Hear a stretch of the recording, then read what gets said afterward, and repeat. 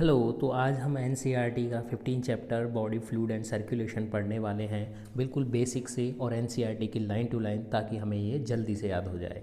तो चलिए सबसे पहले इसकी स्लाइड देखते हैं हम ब्लड के बारे में। तो आज हम जानेंगे कि ब्लड क्या होता है। तो ब्लड की स्टडी को हम कहते हैं हेमेटोलॉजी।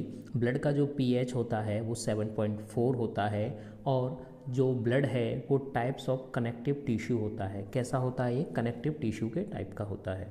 अब बात करें इसके अमाउंट की, तो इसका जो वेट होता है वो कितना होता है? हमारी जो बॉडी का वेट होता है उसका 7 to 8% वेट होता है। इसका जितना हमारी बॉडी में वेट है उसका 7 to 8% इसका वेट होता है। अब बात करते हैं कि ब्लड के अंदर क्या होता है। तो ब्लड के अंदर के बारे में बात करते हैं अब। तो ब्लड जो दो पार्ट में हम इसको डिवाइड कर देते हैं। पहला पार्ट होता है लिक्विड, दूसरा पार्ट होता है सॉलिड, यानी कि लिक्विड और सॉलिड दोनों से मिलकर ये बना होता है। जो लिक्विड पार्ट होता है वो करीब 55% हमारे ब्लड के अंदर होता है। कितना? 55% लिक्विड पार्ट होता है। उस लिक्विड पार्ट को हम कहते हैं प्लाज्मा। क्या कहते हैं? उस वाले पार्ट को हम कहते हैं प्लाज्मा। और जो प्लाज्मा होता है वो कैसे कलर का होता है? पेल येलो कलर का होता है। लेकिन ये किसके कारण होता है? ये होता है बिलीरुबिन के कारण।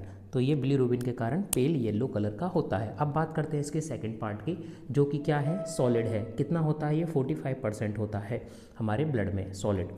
अब सॉलिड पार्ट के अंदर भी पीसीबी क्या है? तो पीसीबी है पैक्ड सेल वॉल्यूम। ये क्या है? इसका पैक्ड सेल वॉल्यूम है। इसके अंदर कितनी है जो हमारी सेल्स होती हैं वो पाई जा रही हैं सॉलिड के अंदर। तो ये देखो, आगे देखते हैं कि ये क्या है। सॉलिड पार्ट को हम कहते हैं फॉर्म्ड एलिमेंट्स। जैसे हमने लिक्विड को प्लाज्मा बॉल बोला था, उसी तरीके से हम सॉलिड को फॉर्म्ड एलिमेंट्स कहते हैं। फॉर्म्ड एलिमेंट्स के अंदर कौन कौन होता है? आरबीसी या इरेथ्रो, डब्ल्यूबीसी या ल्यूको, और प्लेटलेट्स या थ्रोम्बो, इन्हें हम ये कह सकते हैं। अब इसके बारे में हम एक एक करके जानेंगे।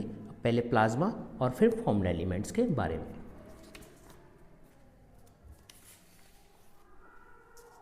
आई तो अब प्लाज्मा के बारे में बात करते हैं। जो प्लाज्मा होता है उसके अंदर वाटर होता है 90 to 92%, प्रोटीन्स होते हैं 5 to 8%, और क्लोटिंग फैक्टर होता है। और उसके बाद प्लाज्मा के अंदर minerals, glucose, lipids, amino acid, etc, ये सब भी पाए जाते हैं।